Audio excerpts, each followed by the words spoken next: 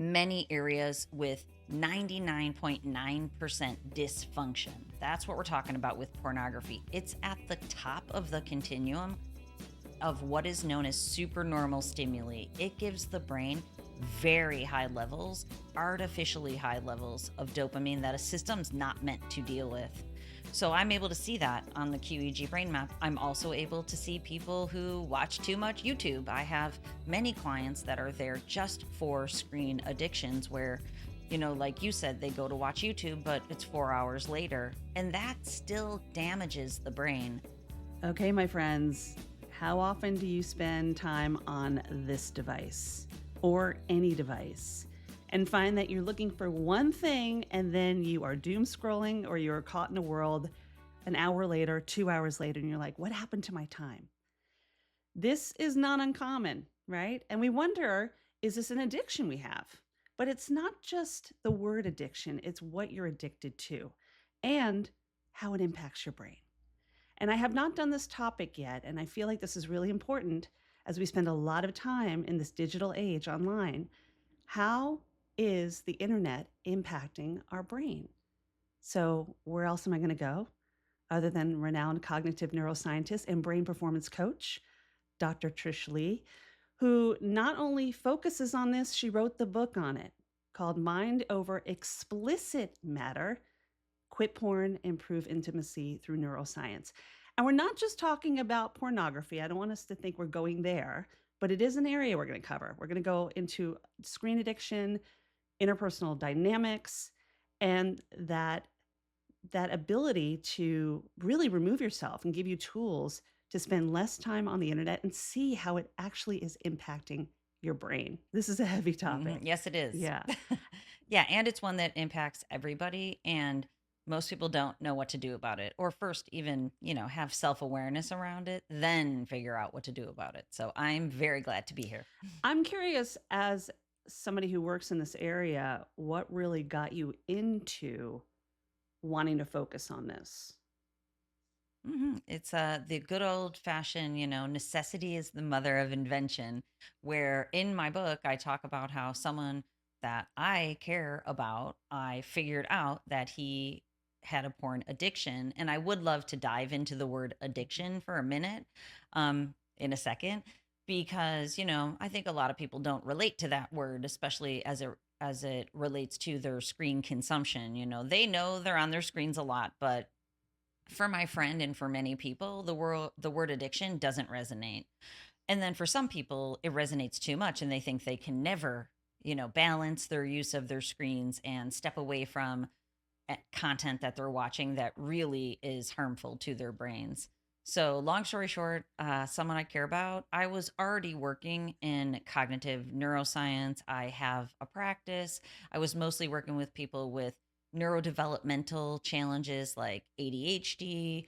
I was working with people with anxiety a lot, all the symptoms of screen addiction. So when I found this out, I was actually perfectly poised to dive in. And then if it wasn't impacting me, I would have been only fascinated because it's fascinating what it does to people's brains and lives. But of course, then because it was impacting my world, I also was terrified and I was terrified for people. So that's where my mission was born about a decade ago when I pivoted all my work into screen addiction. Because I'm like, I have to sound the alarms. Nobody is talking about this. Like, nobody's talking about it at big levels when it comes to pornography. Nobody's talking about it at smaller levels when it comes to our children and their consumption. So we can run the whole continuum here, and we should. Right. And we're not just blaming one app, right? A lot of people are saying you're spending too much time on TikTok or Instagram. And I'm not looking to throw these under the bus because they are helpful and they can be a resource, right? But it's when we're spending so much time in where we're going that even the everyday soccer mom or just, the kids using it as a learning tool with something that they're doing in school can take you on a course that can really have a heavy impact. Is that correct? Yes, and if we're going to blame anything, which I don't love the concept of blame, but if we're going to go there, if we're going to point a finger, we need to point it at dopamine dependency. And that's why, the word addiction doesn't resonate. But if you recognize the thing you're doing when you need to take the edge off, whether it's bring your stress down or fill some boredom, just check out of your actual existence for a little while, that is the thing that has the most dopamine for you. And I did a podcast a while ago, and the person I was talking to caught me off guard because she's like, "What's your dopamine dependency?" Thankfully, I'm very balanced, so I will start there. But in the times when I work a lot, it's really funny because I will feel the pull, and it's Poshmark and puppies, which I think is so ridiculous. But that is it. Like when I was editing my book, I was on the grind. I hadn't been on a deadline like that in a long time. So on a deadline, I could not just stop and take the typical breaks I would give my brain. So I would go to my phone and open Poshmark and look for Christian Louboutin shoes, which are amazing and dopamine, fulfilling for me. Or my dog's getting older, so my family and I are always looking at puppies. I'm like, puppies and Poshmark. It's just so ridiculous. But that for me is what's filling that dopamine hole when I really need some, is at play I here. love that you bring that up because it doesn't necessarily have to be something negative. It doesn't have to be something Mhm, that is like what you talk about in your book, which is the pornography or the mhm, hypersexuality or the mhm, addiction, because addiction is a scary mhm, word. It actually could mhm, be something as lighthearted as looking at animals, which a lot of people do. I mean, we're seeing mhm, so mhm, many people creating mhm, accounts dedicated mhm, to animals, and that's a feel mhm. good, a warm and fuzzy, It but is. It's dopamine. right. Mhm, But how long are you going to stay mhm, there is the question, right? mhm, So can mhm, we go mhm. into that when you talk about dopamine dependency, this goes back to the brain scans, what brain mapping, we'll Mhm. call it that. I want you to elaborate on that and how the screen impact really is something that you love to focus on and what you're offering really as part of your practice. Yeah, sure. So the unique aspect of my work and my passion is that, and what perfectly poised me, like I was saying, is that my work for a very long time has involved using QEEG brain mapping, which now I have my own app, and there is very easy to use at home hardware. So when I work with people, they purchase affordable hardware that I show them how to use long term, which is really cool. Then they download my app and they take their brain maps at home, and I'm able to see all the areas that literally have dysfunctional brain patterns. We're talking about brain dysfunction. And yes, I'm totally comfortable using that word, just so you know. And it's not hyperbole. These are dysregulated areas of the brain. Some of the people I work with when it comes to pornography addiction, many areas with 99.9% dysfunction. That's what we're talking about with pornography. It's at the top of the continuum of what is known as supernormal stimuli. It gives the brain very high levels, artificially high levels of dopamine that a system's not meant to deal with. So I'm able to see that on the QEG brain map. I'm also able to see people who watch too much YouTube. I have many clients that are there just for screen addictions where, like you said, they go to watch YouTube, but it's 4 hours later. And that still damages the brain. So I work with young people, 20-year-olds that are not able to go to school. They're not able to find meaningful work because their brains have been shifted into this mode that needs a lot of dopamine. And then the reason I use the word terrifying is if your brain gets used to so much dopamine, feel good molecule, pleasure molecule, the molecule of motivation and more back to the thing that you got it from, it leaves your brain in a dopamine deficit state back in the real world. So, for a healthy brain, there's dopamine in your work, there's dopamine in your hobbies, there's dopamine in your Mm. relationships, but that amount of healthy dopamine can't compare to the artificial levels in the supernormal stimuli. So, people stop being able to go there because there's no joy, no enjoyment. So how do you know when to stop? Like that's that's a big question. How do you Hmm. know when to put this down and say enough is Hmm. enough? And I know there are apps out there that can alert you, but then we're just depending on something else to have us Yes. stop. So how do we as human beings who are using technology for good and Hmm. for pleasure Hmm. and whatever you call it, but how do we Hmm. how do we Yep. make that decision ourselves. Yep. And you know how this goes, like, especially if we're going to use the word addiction, Mhm. like for many people, once you've gotten to the level of dependency, compulsion, the compulsion means you need to go to that thing to get the dopamine. Because if you don't get the dopamine, you will go through withdrawal and your brain will start to try to shift back to optimal, but you'll feel awful, increased depression, anxiety, lack of focus. A lot of people can't do it. If you're up at that point, self-awareness is very low. And the recognition, like going back to my book with my friend, like very difficult to say to yourself, I'm dependent on this thing. And that usually there has to be some really negative consequence for the wake up call. So to answer your question, what I want people to recognize is that our phones are a very high dopamine source. You need to make that decision ahead of time before you get to that point. My son, it's gorgeous where I live. My son was at the beach with his friends yesterday. They all came back and it was really cute. I was talking with them. Some of them I haven't seen in a whole year because they're back for summer break. And we were chatting about the book, and they were all telling me what they do to balance their screen time, which I thought was so cool. This group of young people. And, but long story short, some of them had a defense mode, like you were talking about, like a card that you have to scan on your phone. Then one young woman, she has an app where it only allows her to go on her social media for 5 minutes a time, 5 times a day. That's more of an offensive strategy. So I was, my husband walked in the room and he's like, "What's going on here? A seminar?" I'm like, "Kind of on accident." Like, I didn't mean to. They were just, but I thought it was really, really cool that they're trying, first of all, but there are ways that are more successful than the other because you don't want to be blocking yourself from your screen use because then all you're doing is trying not to get the dopamine your brain wants.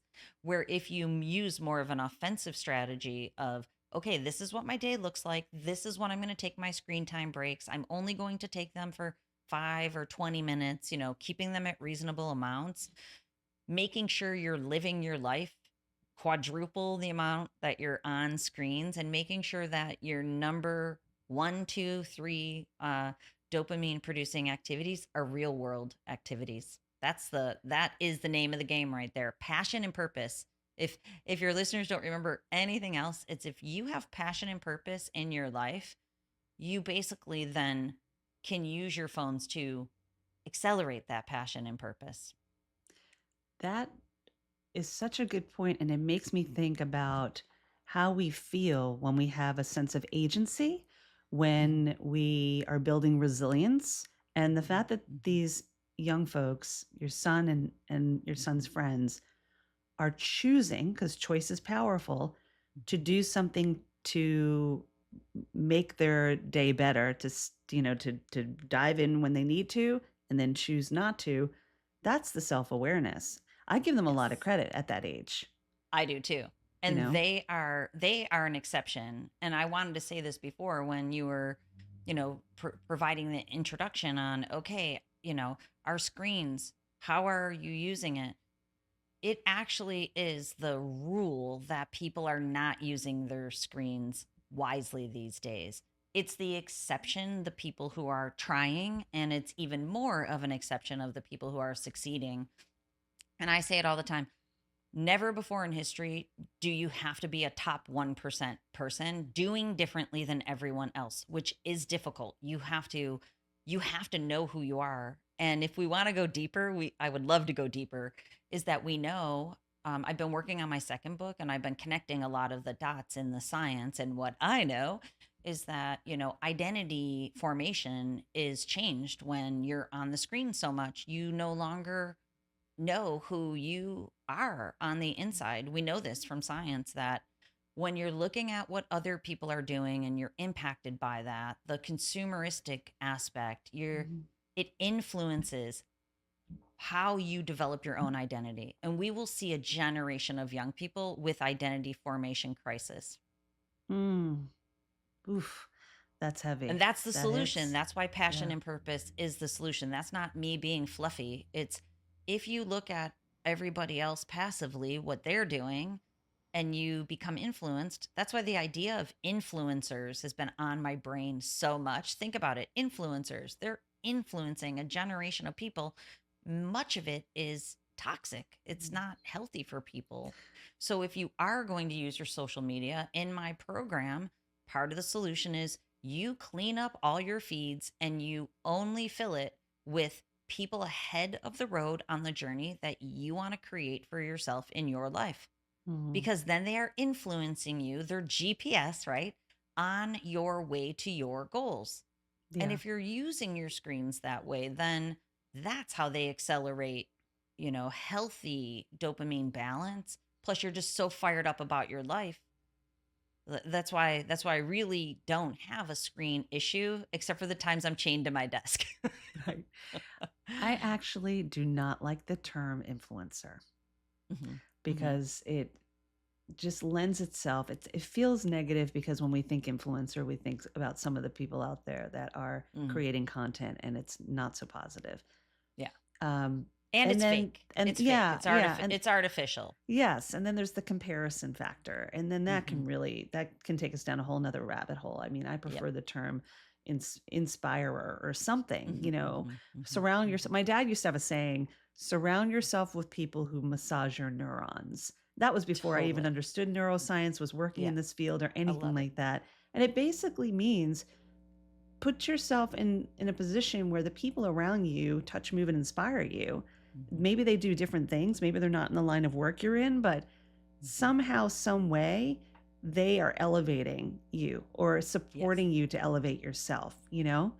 And Hmm. Yeah, well, that's the old adage that you become the sum of the six people around you. And now that is digitally. People have to be aware, like, now that's digitally right. because a lot of people work from home. They don't interact with a lot of people in their workplace. Mhm, So when you go online, that's part of the distortion too, is that people feel like they're building real connection to these influencers mhm, where there really is no real connection. So intimacy completely breaks down, whether that be pornography or on social media.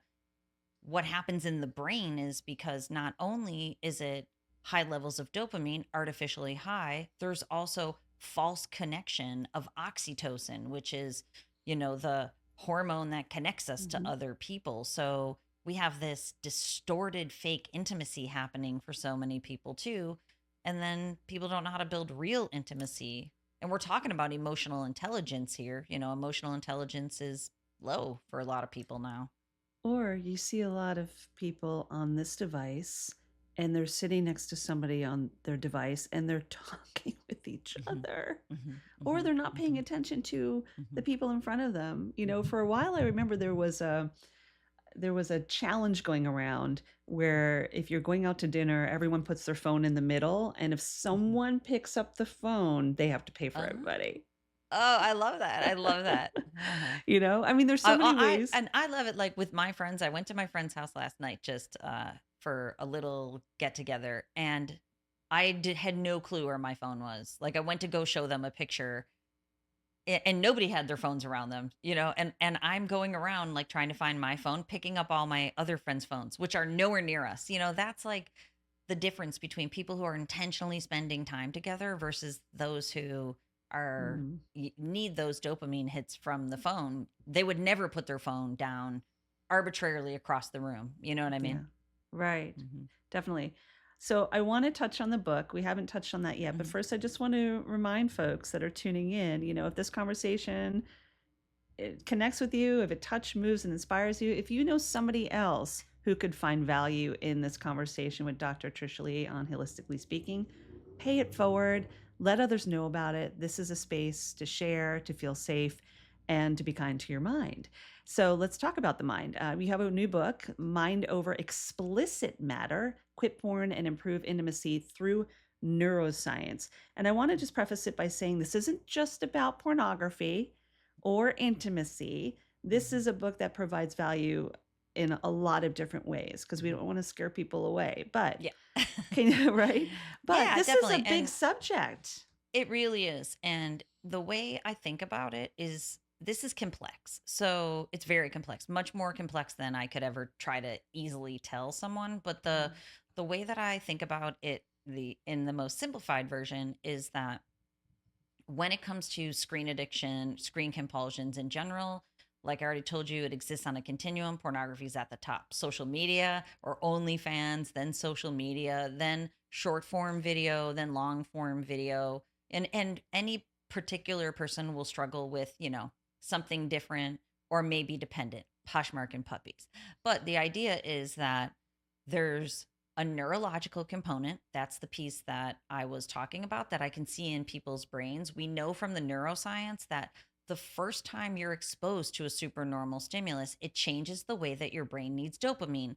The higher the stimulus, the more it's hijacked. So I want people to understand at the core is a neurological dysregulation, but that does affect your mind, the psychological aspect, your body, the biological aspect, your social relationships, that's a social aspect, and the identity formation piece, which I think of that as the transformational or the spiritual aspect, depending upon a person's framework. Like when you get done changing your relationship to dopamine through the screens, you're not the same person. You don't live the same lifestyle that you did when you started. It can be nuanced just a little. It doesn't have to change drastically, but it is different. And you have more joy. You enjoy your life. Your relationships are better. You have more clarity, confidence, connection. Like this is what we're talking about. It's a whole person. This is an important thing that's deep, but actually very systematic to get back on track. And you mentioned the word holistic, which means whole person, whole body Mhm. approach. So this isn't just impacting your emotional or cognitive, it's also autonomic, it's somatic, it's everything. Mhm. And when we Mhm. think about it that way, that it's not just, well, it just brings me joy and or I'm using it for my business. When you Mhm. take a step back and see how deeply it can impact your everyday life, Mhm. it makes you think again about how much time we're spending on it Well, and, it's insidious. It's yeah. insidious, and that's the tricky part. You can't really see that for most people until it's late. Not too late, but late. And when it comes to pornography consumption, the wake up call is erectile dysfunction or sexual arousal dysfunction, which is more than doubled in the last decade in young men. Mm, So, like a large part of my practice is helping people recover from, I call it SAD because it is sad, sexual mhm. arousal dysfunction. So this is impacting couples across the world and nobody's talking about it. Talk about an elephant in the room that, so if that's a struggle, I would like to use that at least as kind of a top line analogy. That is the body breaking down and it affects the mind so much, performance anxiety, isolation, avoidance behaviors, shame, guilt. When a person gets to that point, that's like the huge wake up call. Maybe my screen time really is affecting me more than I was giving it credit. But then of course, like if you go down to Poshmark and puppies, you don't see that because it's sneakier. It's more like, okay, you get off your phone where you're looking at, you're looking for shoes or you're looking at cute little puppies and now you don't want to go do the thing that you normally would. Like, it's time to go for a walk outside, but you just don't feel motivated. You don't Mhm. track it back to that session that you just had on your phone, but they are related. So another word for addiction could be distraction, a negative distraction. It might be a positive thing that you're looking at, but it's still a negative distraction if you find yourself going down the rabbit hole for an hour or two and then you have to go back to real life, you know? Yeah, and in the literature, they're talking about parenting now as digitally distracted parenting. And so you think about that, think about the intergenerational ramifications of that. You have a parent who gets sucked into their phone, and then you have a kiddo who would, if there were no phones in play, the parent would be giving the child attention, or they might be having an experience together. And now instead, the parents on their technology, likely the kiddos on their technology too. So it's very much a distraction from real life. And if there's parents out there who are going, this lady, I need a break from my kids. I am the mom of 5 kids. I have My first four kids are all a year apart. I had four little ones. So don't get me wrong. I understand that pull dopamine has. But when I had my kids, there were no phones and apps Mhm. and things like that. You would just call on the phone. So, I would give my kids chill time.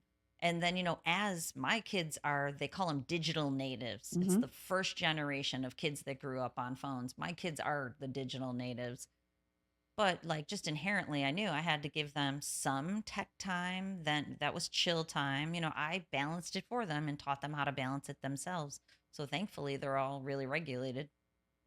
Yeah, and learning from your own experiences. I love that you use the term digital natives. I haven't used that term since I was a professor of communications, but that's a really important term to know because we Mhm. come from the other side, which is the digital immigrants. Or maybe we're Yes. kind of a crossover at Gen Mhm. Xers. We're kind of Mhm. like we maybe a computer was around when we were in college, but it was Mhm. like C prompt, MS Yeah. DOS. We weren't hanging out on it. We definitely didn't have one of these things.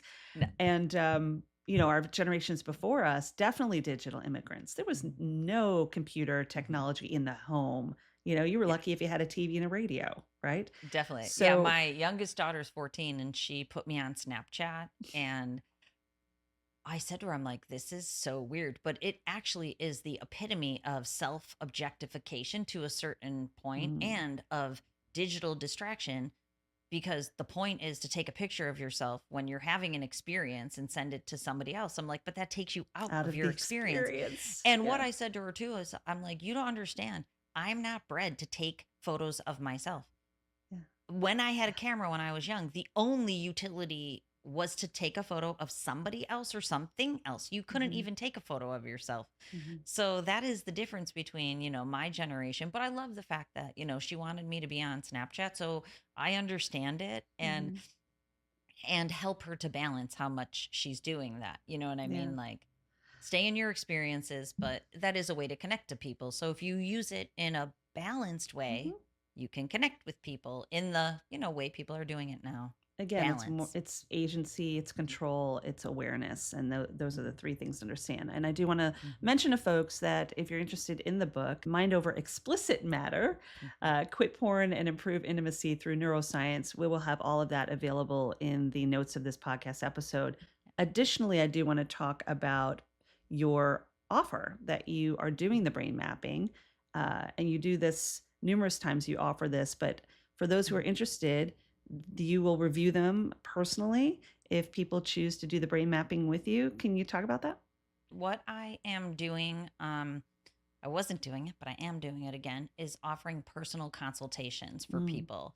I put myself back into it. I had some people on my team doing it, but honestly, it's important that I stay connected to people because many of the people I work with, they are sharing something that they've struggled with mhm, that they've never shared before. So I put myself back in. So that can be the first step if you're not ready to commit to a brain map because you don't understand it.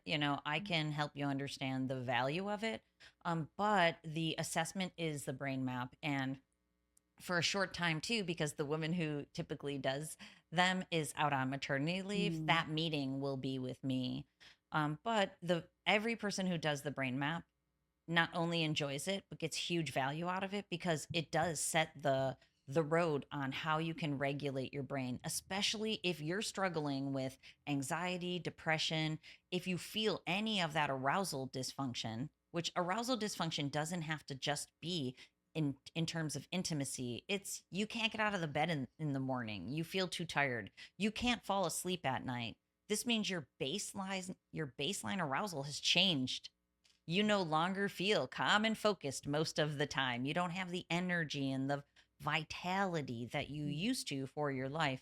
That's a sign that, your screen is impacting your brain. Energy, vitality, focus, clarity, motivation, connection, those are the big signs. And you don't have to struggle. That's what I want people to know. Most of the people I talk to in the consultations, they don't believe me that there can be another way. And just to frame it too, the program that I offer after the brain map, I use my app, Advanced Technology, to rewire a person's brain unconsciously. You mm, don't have to think about it. It's not therapy. It's this technology rewards your brain for performing better so that you can feel and perform better quickly. And then, of course, we add coaching, those 5 things that I told you to it so that people can have lasting change. But it's a 4-month program. So people who have struggled with depression for 10 years or ED, like one of my Mhm. clients, ED for 10 years. 4 months later, that man's feeling like a champ. Yeah. Wow. And what you're doing reminds me that it can really pair well with some of the modalities out there, like anything where it's complementary alternative medicine, other self-regulation techniques. Mhm. I talk about havening a lot, and how havening is a really beautiful self-regulation technique based on neuroscience to use in your practice. Imagine having this and having your brain map Definitely. done and Yeah. seeing like, oh, I can use this and self-regulate and self-soothe for It self-care. closes the gap is the way I've Mm. always thought about it because for a long time before I found this work using the technology, I was all about teaching people self regulation skills. But then the reason I'm so passionate about this is I realized there's a big gap for most people. So we try to teach them these techniques, but a very dysregulated brain, it's challenging to implement those self regulation techniques. Mm. So when you close the gap, and I tell people this all the time because they're like, do I need to stop my therapy or this thing, that thing? I'm like, no. Once we start regulating your brain, all the work you've put in there is going to snowball. You're going to have a snowball effect because the brain becomes more regulated, which means it synergizes and it Mhm. really does close the gap. Like I've always loved Joe Dispenza, Joe Mhm. Dispenza's work. Like he's Amazing. probably the only person that I fangirl over in terms of influencers or people who are inspirers. But even in his work, I'm like Dr. Joe, you many of the people just the gap's too big. They can't use those meditation techniques because they sit down and actually it's the reverse. If you sit down with a very dysregulated brain, you'll actually ramp up your dysregulated brain pattern. You know what I mean? So Mhm. it can be a gap closer for people for sure. It's great. I love listening to And Dr. Joe when I'm doing meditation walking, or just it's the first thing uh, he's just so easy to listen to. he is. And everything that comes out is inspiring. Like I love the part I love about his work is thinking about, how our brains and our heart coherence and a total body approach and that you have to, this isn't just about brain regulation and quote unquote neuroscience. It's the impact that regulating your brain can have on your body and your mind and your connections. And the other thing I was going to say is that all of my work is measurable with data. And I love that about what Dr. Joe does too, because he measures things with Mhm. using EEG, he measures, EMF and things like that. But when I work with a person, the brain map is basically the roadmap to regulation. And then in that 4-month program, every single day, there's data for the person. They can see how their brain has changed within and across sessions. So, especially if you've been stuck in a downward spiral, which is just another term for a neuroscience negative feedback loop, if you've been stuck in a downward spiral for a long time, when you know your brain is changing, it really lets you stay the course in creating the upward spiral. Yeah. And this goes back to the idea of neuroplasticity. 25 plus years ago, we didn't think the brain could change. You were given what you Mm-hmm. were given. And here we Mm-hmm. are, able to rewire, create new pathways, Mm-hmm. and live in our optimal way of living, Mm-hmm. and that's inspiring. Why would you It's waste amazing. that? Exactly. Why I know. I waste remember. that? I remember being at a conference in a huge conference hall, probably like 30 years, Mhm. 25 years ago, and listening to the speaker say that brains can't change after the critical period of development. And I remember then, like I was young, I remember thinking that makes no sense. But, that's what the science was showing. And then, of course, after that, there's been so much science. And the way I think about it is most people are stuck in neuro rigid patterns without knowing they are. That speaks to the self awareness. When you're caught in a neuro rigid pattern and you need your screen, and you're using it consistently, you don't understand you have a compulsion or an addiction. You think it's just your habit to relax no matter what you're consuming. Mhm. And then a challenge for your listeners is if you want to know if you have a compulsion, a dependency, a quote unquote addiction, don't use your screens in the schedule that you're doing it right now.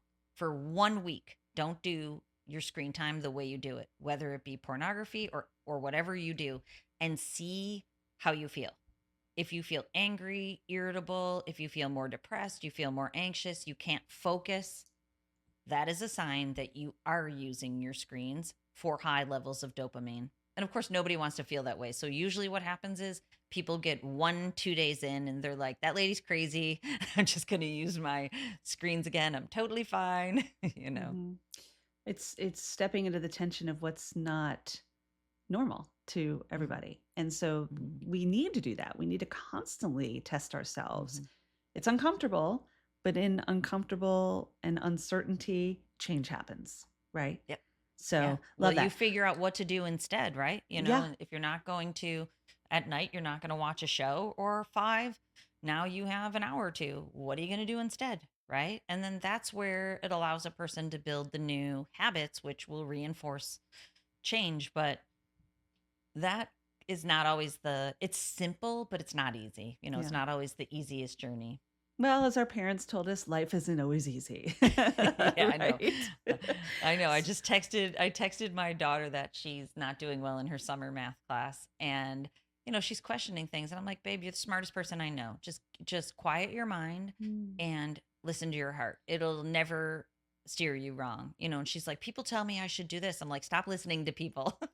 Right. And I'm like, "Stop listening to people and listen to what you want to do. Mm. It'll take you somewhere and it might take you somewhere after that, but at least you'll feel good about what you're doing. And Yeah. that's the passion and purpose, No, it must you be know? great to have a parent that thinks like that. I'm not saying that everybody has a neuroscientist as a parent or a therapist as a parent, but I often wonder what it's like to be in the space where you have a parent and Mhm. your husband's also in Mhm. is he a Mhm. doctor? He is. He's a chiropractor. Right. So you have Mhm. two parents that are in the Mhm. medical field and you can't go wrong. But honestly, it's about emotional intelligence. Yeah. So like the me of 10 years ago was different. And Mm. it's this work has and in the book I talk about my own journey of going from less emotionally Mhm. intelligent to I feel very grateful that I feel like I'm hitting this rhythm of being very regulated neurologically, which allows me to show up in all these different scenarios, especially with so many young adult children. And, to the story I talk about in the book is that I had to break free from codependent interactional relationship dynamics with my husband because that's the way the two of us grew up. I didn't even know Mm. codependence was a thing until like 15 years ago. And I'm like, not only is this a thing, I am deeply rooted in it. And we've completely changed our relationship, which again isn't for the faint of heart. But then the way I parented was codependent too. I come from a family of 6 kids. My mom still breeds massive amount of parent child codependence. I changed that within my family of origin, but I've completely changed it with my children and the way I now parent them and have allowed them to grow into young adult children and I support them is the greatest gift that came from this work, honestly. Like when she can, because the class is costing us money too, so she's, I can just show up and be like, "That's life, babe." Like sometimes life is a little expensive and nobody likes it. Sometimes you feel like you're backtracking, but it's such a gift to be able to show up in that way because, probably 15 years ago I would be mad at her for wasting the money. I would tell her she has to stay the course because she's already committed. But now I'm just like, it'll take flow. I just texted her when you have passion and you know what your purpose is, it'll flow. And if it's not flowing right now, get quiet and think about it. You grow with your children, and I, You I do. I really respect the vulnerability of sharing that. Like, I'm not perfect. Just because I have a bunch of LMNOPs after my name does not Mm-hmm. mean That's I'm better than exactly. you and I know everything. And I'm always Yes. really I'm really I really have so much respect for especially those who come on the show who have such a high level of learning.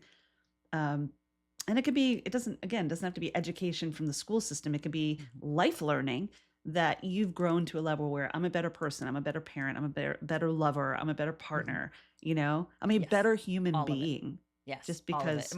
My husband said it the other day. He's so cute. He walked away.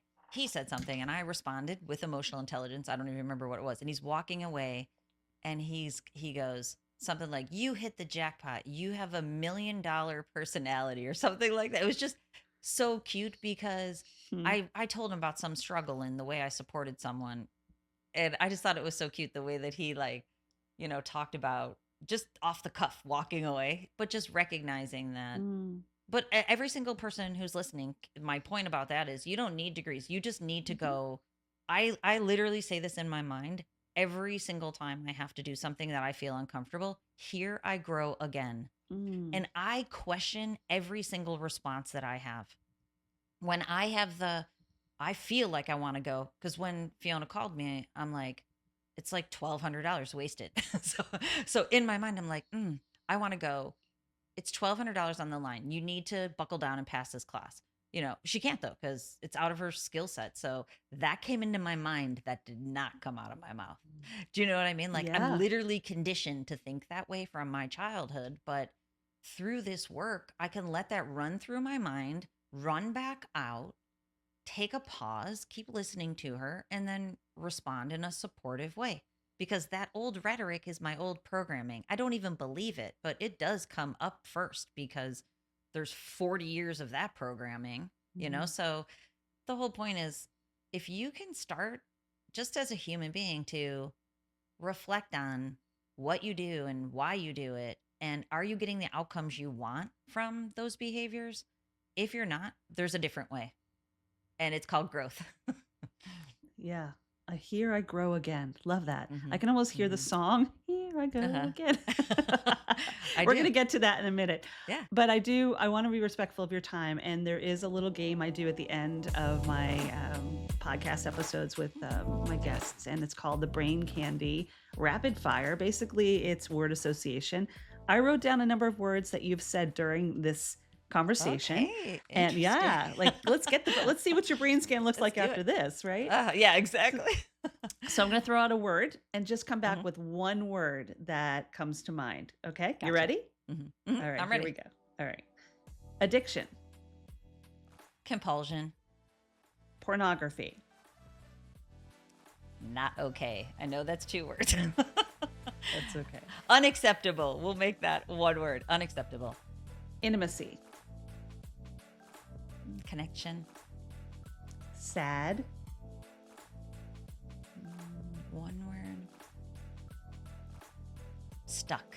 mm, connection, People. dopamine, Controlled. growth.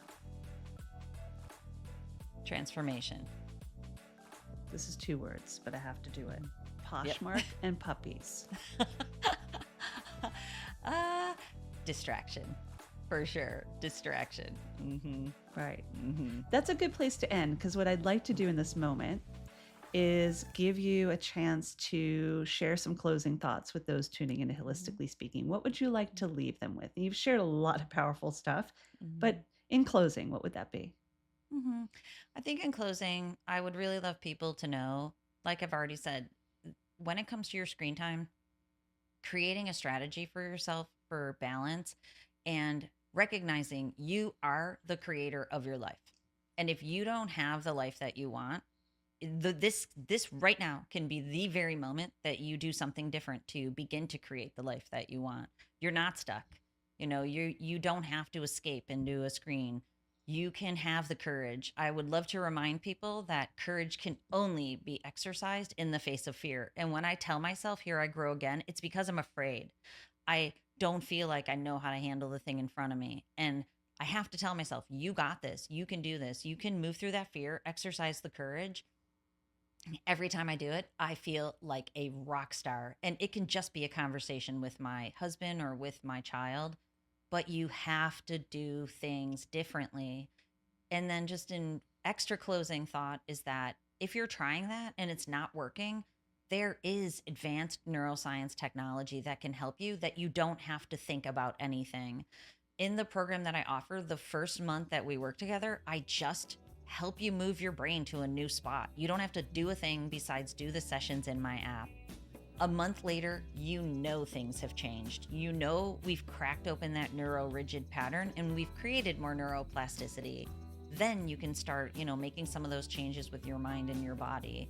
But if you're stuck, you don't have to be stuck. We have the most awesome, advanced technologies now. So it's available to everybody, basically. So, I don't want anybody to go one more second in a life that feels too hard or too off for them, that they feel a desperate need to go onto their phone. Great. Thank you.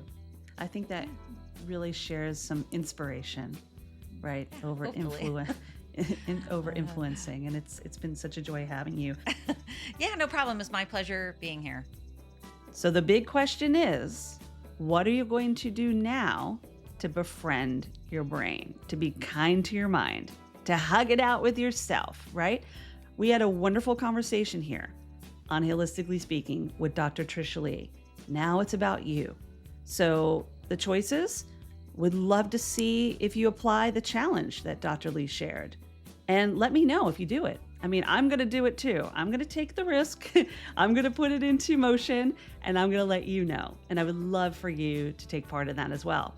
And if you are interested in the book, Mind Over Explicit Matter, Quit Porn and Improve Intimacy Through Neuroscience, remember, this isn't just about what's in the title of this book. It goes much further. How you can support yourself, build better relationships, and be kind to your mind. I'm going to put that in the notes of the podcast, as well as Dr. Leigh's offer about the brain mapping and how she's going to read and review them personally, and the discount that she's offering. You're going to have all of that available to you in the notes of this podcast. So take advantage of it. Be kind to your mind. Hug it out with yourself. And take it further. Go back and listen to some of the other episodes we have here on Hilistically Speaking to support your well-being and be a happy and healthy grown-up. So on that note, remember that this wouldn't be possible without you and my friend Lipbone Redding, who supports all the music, because music can be healing as well. And take this with you as a note. You have the ability to change your brain. And know that there's always people to support you and be on the journey with you, including me, because I love you, I believe in you, and I'm sending hugs your way. Be well.